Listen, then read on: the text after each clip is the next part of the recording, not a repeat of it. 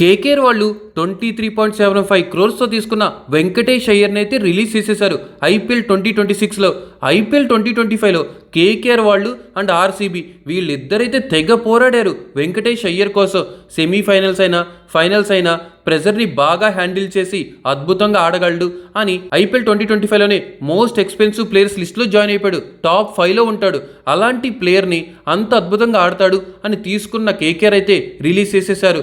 అంటే వాళ్ళ దగ్గర ఇప్పుడు 23.75 అంటే చాలా కోట్లు మిగులుతున్నాయి. ఇంకా చాలా బెస్ట్ ప్లేయర్స్ని తీసుకోవచ్చు, అది ఓవర్సీస్ అయినా ఇండియన్ ప్లేయర్స్ అయినా. కానీ ఇప్పుడు వెంకటేష్ అయ్యర్ కోసం అయితే గట్టిగానే గేలం వేస్తారేమో ఆర్సీబీ. ఎందుకంటే మిడిల్ ఆర్డర్లో కానీ వాళ్ళకి దేవదత్ పడికల్ ఉన్నాడు. మరి ఇప్పుడు దేవదత్ పడికల్ కావాలనుకుంటారా వెంకటేష్ అయ్యర్నా? ఎందుకంటే లాస్ట్ ఐపీఎల్ 2025లో వెంకటేష్ అయ్యర్ కోసం పోరాడింది ఆర్సీబీనే. సో చూద్దాం అతను ఏ టీంలో ఆడతాడు. సో మీకు గెస్ చేయండి, ఏ టీంలో ఆడితే బాగుంటుంది అనిపిస్తుందో కామెంట్ చేయండి.